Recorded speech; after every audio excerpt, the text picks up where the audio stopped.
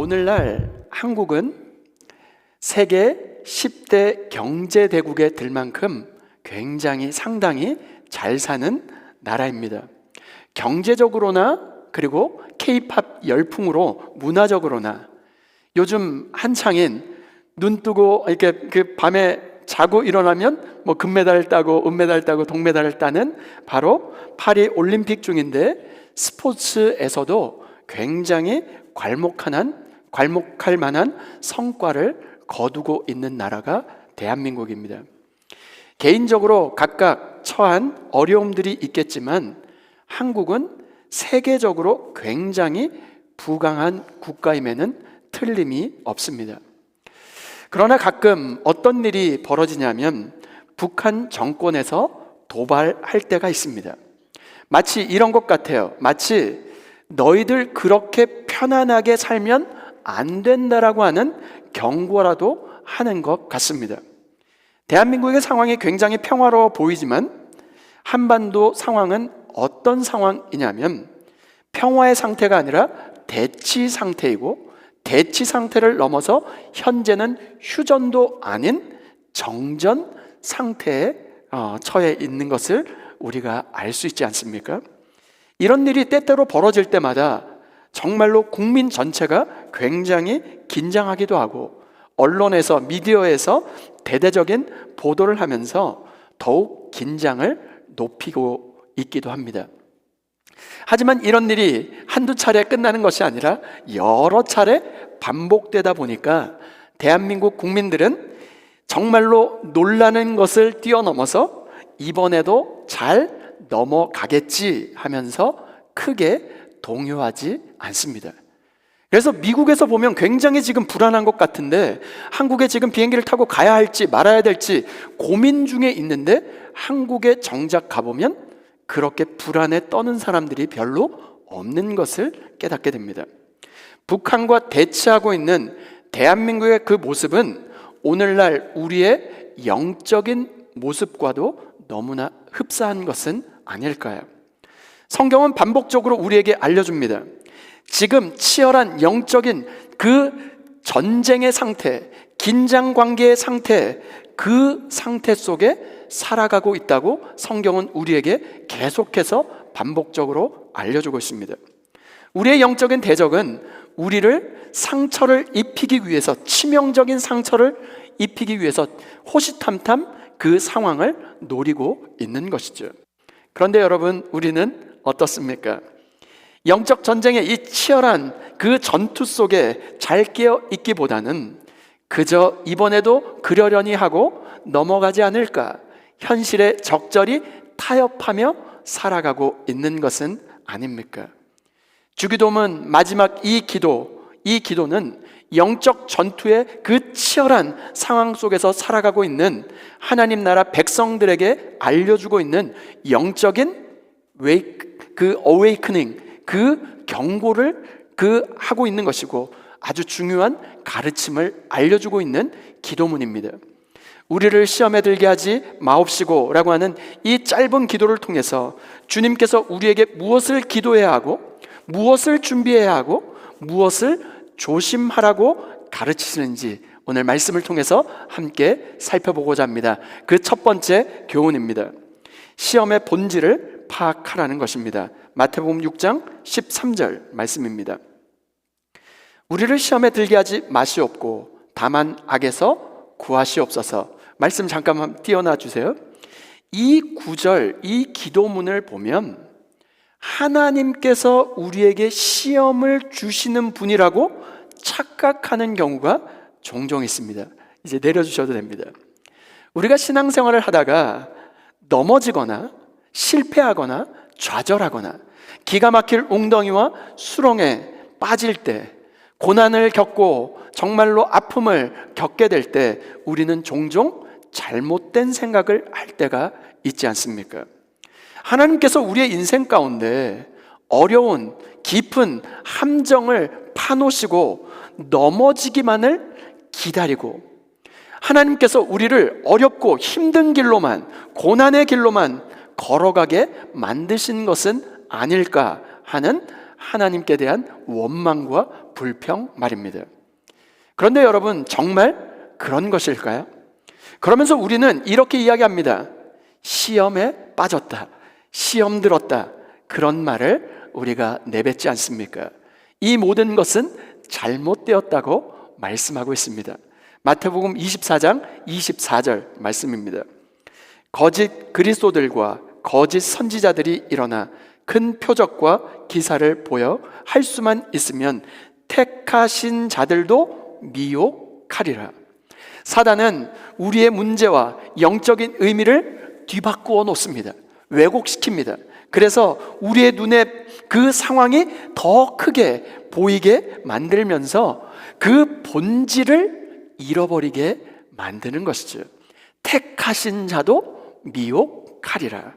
우리가 사는 이 세상은 우리를 넘어뜨리는 시험과 유혹이 가득한 곳임을 알아야 합니다. 가룟 유다를 여러분 한번 생각해 보시면 어떨까요? 가룟 유다는 예수님의 12제자 중에 한 명이었습니다.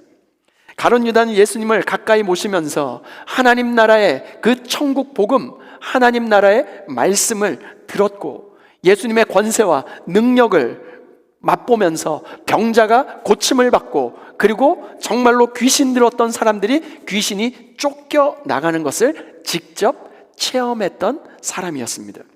그러나 그는 하나님의 뜻을 이루는 정말로 존귀한 그 자리에서 예수님을 은 30에 팔아 정말로 멸망받는 인생이 되지 않았습니까? 복받을 기회와 그리고 가장 영광스러운 그 자리에 앉아야 될 그가 오히려 영원히 돌이킬 수 없는 엄청난 죄를 짓는 자가 되어버린 그 안타까운 사건 말입니다. 오늘 우리를 시험에 들게 하지 마옵시고 라고 하는 이 기도는 우리에게 다가오는 이 수많은 시험을 이길 수 있게 해 달라라고 하는 기도를 드리라는 것입니다. 우리가 살아가고 있는 이 삶의 현장은 어떻습니까?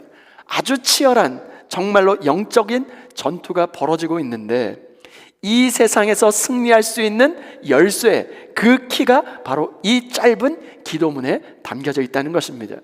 먼저 시험에 대해서 살펴볼 필요가 있습니다. 많은 사람이 시험은 하나님께서 주시는 것으로 생각하고 있지만 야고보 사도는 하나님은 시험을 주시는 분이 아니라고 말씀하고 있습니다. 야고보서 1장 2절 말씀입니다. 내 형제들아, 너희가 여러 가지 시험을 당하거든 온전히 기쁘게 여기라. 너희가 여러 가지 시험을 당할 수밖에 없다. 그것을 지금 전제하고 말씀하고 있는 것입니다. 우리가 시험을 당할 때 모든 사람들이 시험에 직면하게 되어 있는데 내가 하나님께 시험을 당하고 있다라고 말해서는 안 된다는 것입니다. 사람이 시험을 당하는 것은 각자 그 마음 속에, 생각 속에, 우리의 내면 속에 있는 각자의 욕심에 이끌려서 그 유혹에 빠지는 것이기 때문에 그렇다는 것입니다. 야고보서 1장 12절 말씀입니다. 시험을 참는 자는 복이 있나니 이는 시련을 견디어낸 자가 주께서 자기를 사랑하는 자들에게 약속하신 생명의 면류관을 얻을 것이기 때문이라.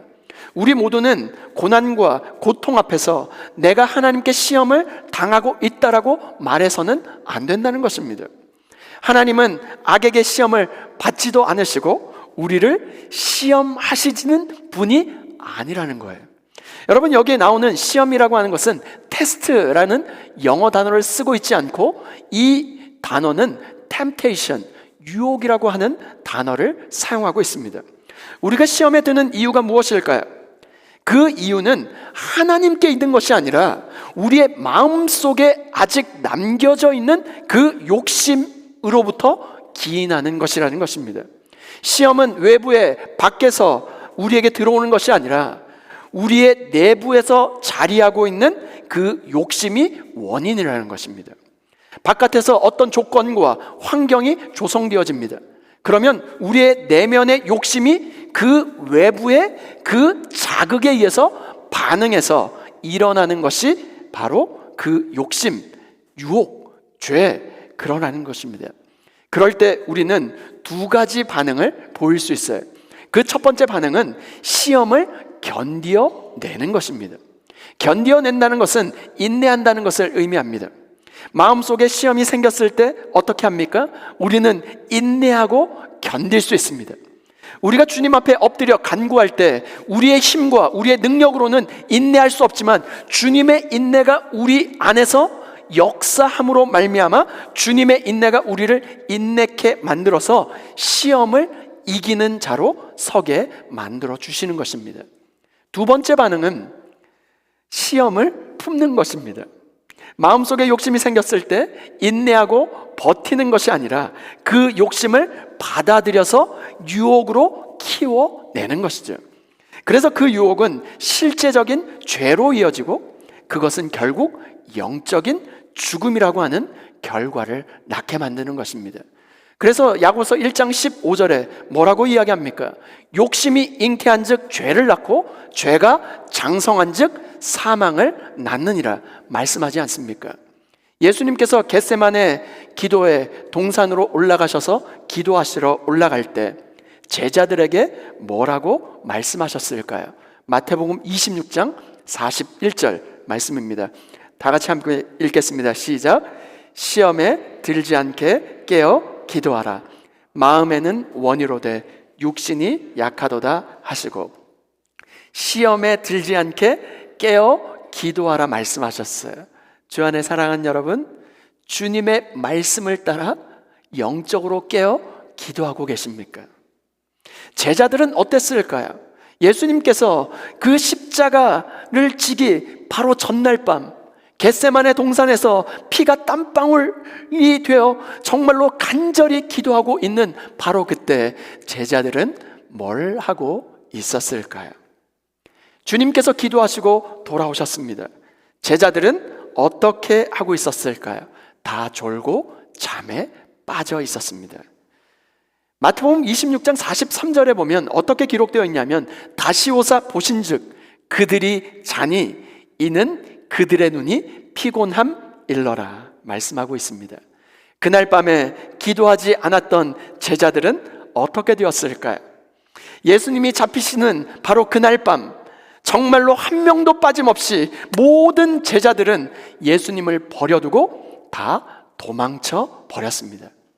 예수님의 수제자 베드로는 어땠을까요? 예수님을 3번이나 부인하고 정말로 예수님을 욕하고 도망가지 않았습니까? 밤새도록 기도하셨던 예수님은 어떠셨을까요?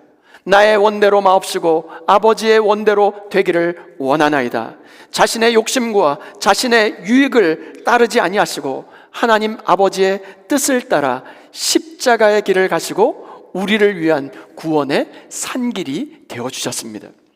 기도하지 않으면, 주님 앞에 무릎 꿇지 않으면, 주님 앞에 엎드리지 아니하면 우리는 시험에 들 수밖에 없다는 것입니다.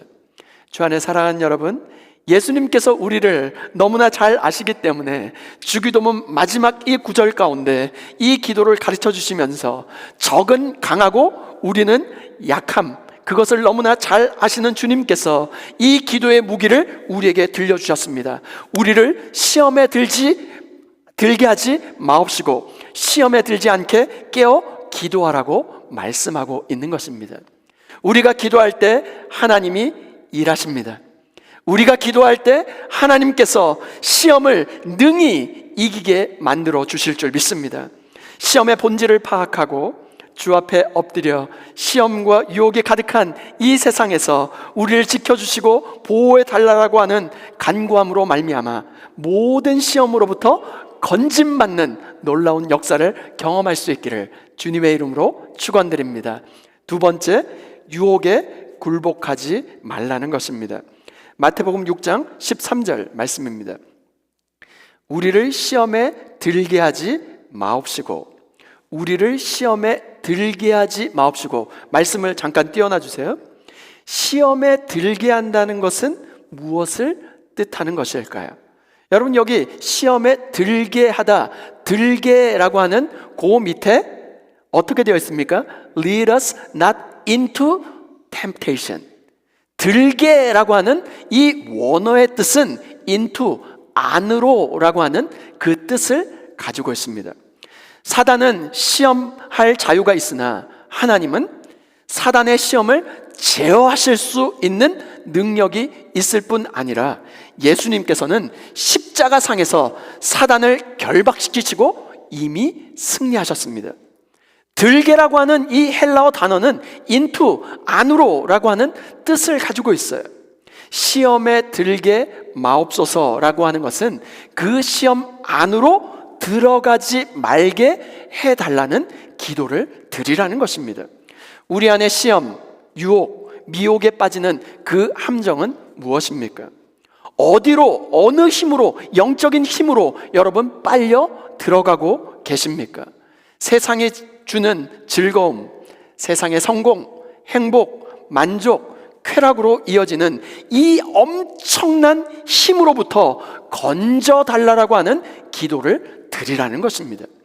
우리의 힘으로는, 우리의 의지로는, 우리의 실력으로는 이 세상의 거대한 유혹과 시험에서 승리할 수가 없습니다.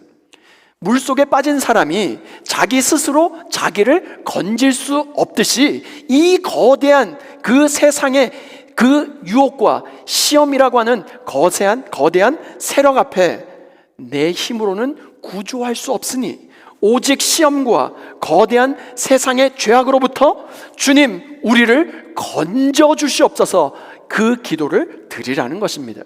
그래서 예수님께서 십자가에 달려 돌아가시기 전에 제자들을 놓고 기도하실 때 이 기도를 드리셨습니다. 요한복음 17장 15절 말씀입니다. 내가 비옵는 것은 그들을 세상에서 데려가시기 위함이 아니요 다만 악에 빠지지 않게 보전하시기를 위함이니이다. 예수님은 곧 떠나시지만 제자들은 이 세상에 남겨져 있었습니다. 제자들 곧 우리들은 세상 속에서 이 욕심을 자극하는 수많은 조건과 환경, 거대한 세상의 힘에 휩싸여 살아가야만 한다는 것입니다.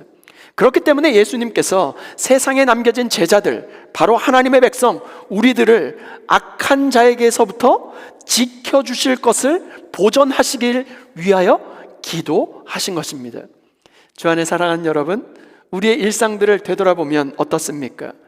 우리의 욕심과 욕망에 부딪혀 유혹으로 우리의 마음과 생각이 정말로 동요되는 것을 체험하고 느낄 수 있지 않습니까?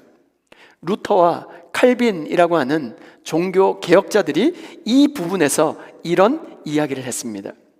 새가 우리 머리 위를 날아가는 것은 막을 수 없다.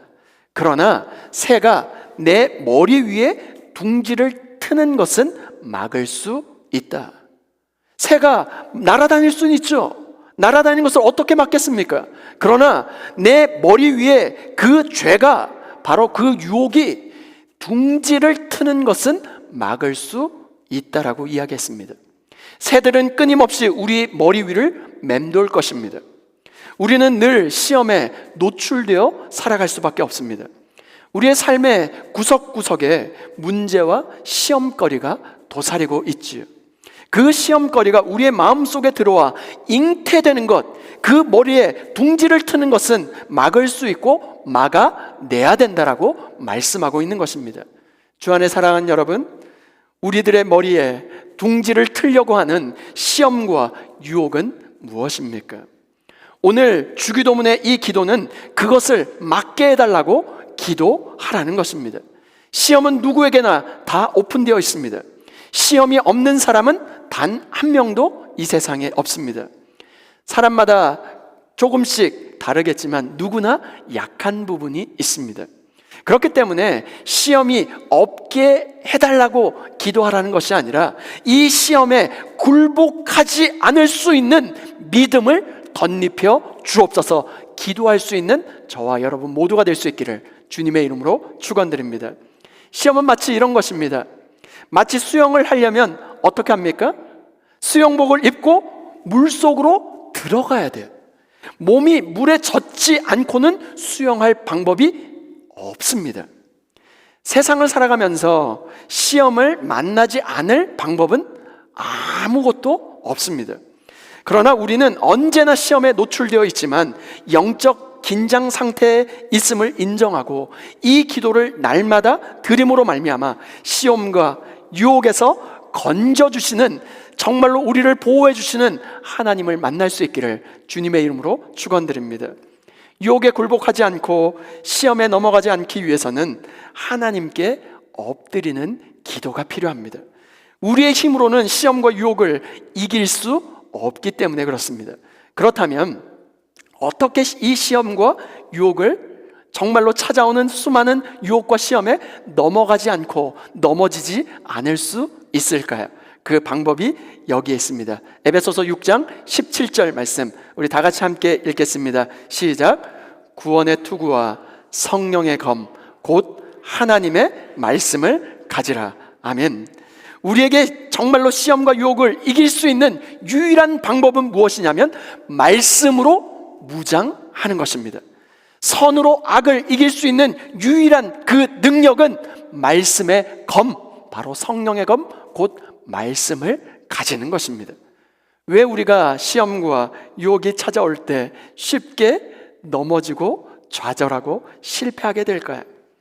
그것은 시험과 유혹에 넘어가는 것이 바로 외부에 있는 게 아니라 우리의 내면에 존재하기 때문에 그렇습니다. 그것은 잘 보이지 않아요. 겉으로 드러나지 않습니다. 그래서 분별하기가 정말로 어렵습니다. 야고보서 1장 14절 15절 말씀입니다. 오직 각 사람이 시험을 받는 것은, 여기가 중요합니다, 자기의 욕심에 끌려 미혹됨이니 욕심이 잉태한 즉 죄를 낳고 죄가 장성한 즉 사망을 낳느니라. 우리 안에 있는 욕심으로 시험을 받기 때문에 정말로 분별하기가 너무나 어렵다는 거예요.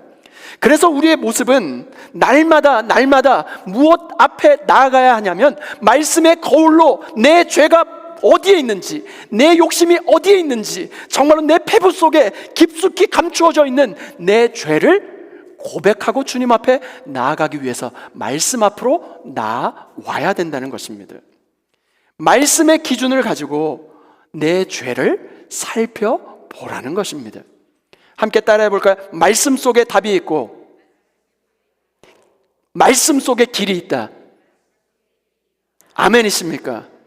말씀 속에 답이 있고 말씀 속에 길이 있는 줄 믿습니다. 시험과 유혹을 물리칠 수 있는 길은 오직 기도와 말씀밖에 없는 줄 믿습니다. 예수님께서 사단에 이끌려 광야에서 시험을 받으셨어요. 광야에서 무려 40일 동안 금식을 하셨습니다. 그때 사단이 예수님께 찾아와 세 가지를 시험하였습니다. 그 시험이 무엇이었을까요? 첫 번째, 굶주려 있는 예수님께 이 돌들로 떡을 만들어 먹으라 하는 시험이었어요. 이것은 육신의 정욕의 시험이었습니다. 이때 예수님께서 이 시험을 어떻게 물리치시고 이기셨을까요? 마태복음 4장 4절 말씀입니다. 함께 읽습니다. 시작. 예수께서 대답하여 이르시되 기록되었으되 사람이 떡으로만 살 것이 아니요 하나님의 입으로부터 나오는 모든 말씀으로 살 것이라 하였느니라 하시니. 말씀 잠깐 띄워놔 주세요. 기록되었으되, 여기가 중요합니다. 주님께서 무엇으로 이기셨냐면 기록되었으되, 이것은 신명기 8장 3절 말씀을 정확하게 인용해서 이 말씀으로 이 모든 것을 이기셨습니다. 사람이 떡으로만 살 것이 아니요 여호와의 입에서 나오는 모든 말씀으로 사는 줄을 알게 하려 하심이니라. 바로 신명기 8장 3절 말씀으로 물리치셨어요.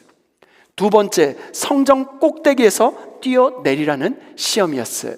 이것은 안목의 정욕 시험이었어요. 이때 예수님께서 시험을 어떻게 이기셨을까요? 누가복음 4장 8절 말씀입니다. 함께 읽습니다. 시작. 예수께서 대답하여 이르시되 기록된 바 주 너의 하나님께 경배하고 다만 그를 섬기라 하였느니라. 잠깐 띄워놔 주세요. 여기도 똑같습니다. 두 번째 시험도 기록된 바, 그 이후에 나오는 것이 어떤 구절이냐면 신명기 6장 13절 말씀, 그 말씀을 그대로 인용해서 내 하나님 여호와를 경외하며 그를 섬기며 그의 이름으로 맹세할 것이니라, 이 말씀으로 이기셨습니다. 세 번째 시험이 다가옵니다. 천하 만국의 영광을 보여주면서 절하라고 하는 시험이었어요. 이것은 이생의 자랑의 시험이었습니다. 누가복음 4장 10절 말씀입니다. 함께 읽습니다. 시작. 기록되었으되 하나님이 너를 위하여 그 사자들을 명하사 너를 지키게 하시리라 하였고, 여기도 한번 띄워놔 주세요. 기록되었으되, 세 번째 시험도 기록되었으되, 이 말씀은 시편 91편 11절 12절 말씀을 근거로 기록되었으되 하나님이 너를 위하여 그 사자들을 명하사 너를 지키게 하시리라, 정확하게 말씀으로 이 모든 시험을 이기셨습니다. 사단의 모든 시험은 우리의 욕심과 욕망을 타고 들어오는 것입니다. 그것을 요한 1서 2장 15절 16절에 이렇게 기록하고 있습니다.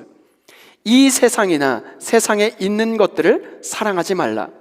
누구든지 세상을 사랑하면 아버지의 사랑이 그 안에 있지 아니하니, 이는 세상에 있는 모든 것이 육신의 정욕과 안목의 정욕과 이생의 자랑이니 다 아버지께로부터 온 것이 아니요 세상으로부터 온 것이라. 아멘. 여기에서 세상은 하나님을 떠난 세상을 의미하고 있습니다.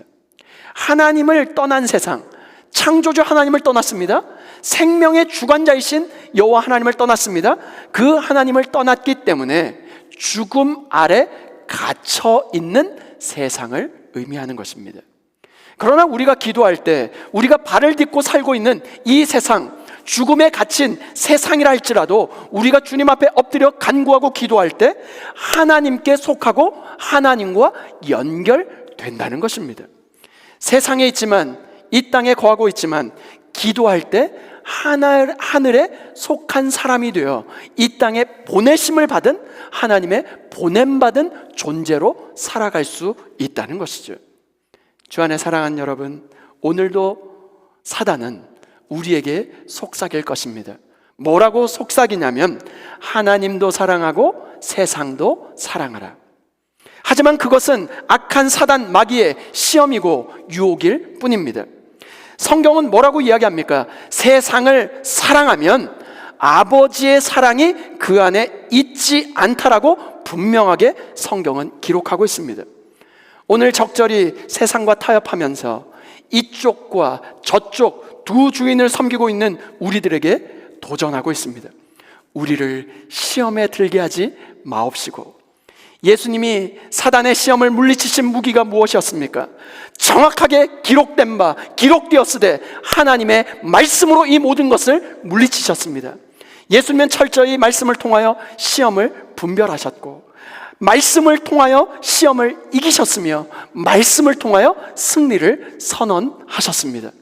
이번 한 주 우리의 삶에 찾아오는 수많은 유혹과 시험 가운데 주님의 말씀만이 내 발에 등이 되고 내 길에 빛이 될 뿐만 아니라 우리를 시험에 들게 하지 마옵시고, 이 기도를 드림으로 말미암아 세상의 수많은 유혹과 그 시험 앞에 굴복하지 아니하고 영적 승리를 선언할 수 있는 저와 여러분 모두가 될 수 있기를 주님의 이름으로 축원드립니다.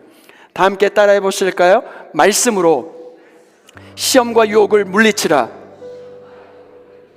시험에서 승리하는 비결은 하나님께 엎드리는 기도에 있다.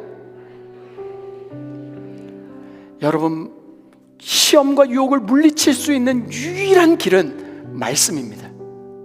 그리고 시험에서 승리할 수 있는 그 비결은 하나님께 엎드리는 기도에 있는 줄 믿습니다. 오늘 우리가 이 기도를 꾸준히 날마다 주님 앞에 드려야 하는 이유가 무엇일까요? 우리가 이 기도를 매일 드려야 하는 그 이유는 우리는 세상을 딛고 살아가지만 세상 사람들과 다르기 때문에 그렇습니다. 우리는 세상 사람들과 달리 예수 그리스도의 보혈의 피값으로, 우리의 생명값으로, 정말 주님의 생명값으로 말미암아 세상에서 거룩하고 구별된 하나님의 백성으로 주님께서 삼아 주셨기 때문에 그렇습니다. 하나님 나라 백성답게 세상의 수많은 유혹거리들이 우리를 죄로 이끌어가지 못하도록, 허용하지 못하도록 말씀과 기도로 엎드려 정말로 영적인 전쟁에서 승리할 수 있기를 주님의 이름으로 축원드립니다. 우리가 매일 꾸준히 이 기도를 드려야 하는 이유가 여기에 있습니다. 특별히 반복적으로 실패하는 부분이 있을 수 있어요.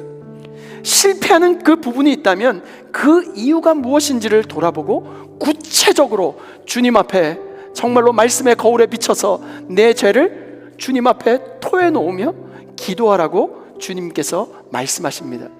야고보서 4장 7절 8절 말씀입니다. 그런즉 너희는 하나님께 복종할지어다. 마귀를 대적하라. 그리하면 너희를 피하리라. 하나님을 가까이 하라. 그리하면 너희를 가까이 하시리라. 죄인들아 손을 깨끗이 하라. 두 마음을 품은 자들아 마음을 성결하게 하라. 아멘. 여기에 승리의 비결이 담겨져 있습니다. 대적한다는 것은 맞서서 굳게 선다는 것을 의미합니다. 마귀를 대적해서 굳게 서는 방법은 하나님 앞에 납작 엎드려 주님 앞에 복종하고 나를 낮추는 것입니다. 우리가 맞서고 있는 대적, 그 사단 마귀 앞에 엎드리는 것이 아니라 정말로 거대한 유혹과 그 죄악이 난무하고 있는 세상 앞에 엎드리는 것이 아니라 전능하신 여호와 하나님 앞에 납작 엎드린다면 결국 우리가 맞서 싸우고 있는 그 대적 앞에 우리가 납작 엎드리면, 하나님께 납작 엎드리면 하나님이 그 대적 사단 마귀를 처단해 주신다는 말씀입니다. 대적을, 정말로 마귀를 대적하여 승리할 수 있는 유일한 길은 하나님 앞에 나를 낮추는 것입니다. 여호수아가 가나안 땅에 들어가는 영적인 전쟁을 치르기 전에 여호와의 군대 장관을 만납니다. 여호와의 군대 장관을 만나서 땅에 엎드립니다. 그것뿐만이 아닙니다. 자기 발에서 신을 벗었던 이유가 바로 이 때문입니다. 하나님의 전능하신 그 주권 앞에 나의 모든 권리를 정말로 포기합니다. 하나님, 내가 전적으로 하나님 앞에 복종합니다. 하나님 앞에 낮춥니다. 나는 전적으로 정말로 주님 앞에 엎드립니다. 그때 하나님께서 가나안 땅에 입성하게 해 주신 줄 믿습니다. 이것이 하나님을 가까이 하는 길입니다. 세상의 대적 마귀를 내 힘과 내 지혜와 실력으로 맞서 싸우는 것이 아니라 정말로 날마다 이 주기도문으로 우리를 시험에 들게 하지 마옵시고 이 기도로 하나님께 납작 엎드림으로 말미암아 말씀으로 내 안에 있는 내 욕심, 내 죄를 살피며 매일매일의 삶에 주어지는 영적 전쟁에서 승리를 선언할 수 있는 저와 여러분 모두가 될 수 있기를 주님의 이름으로 축원드립니다.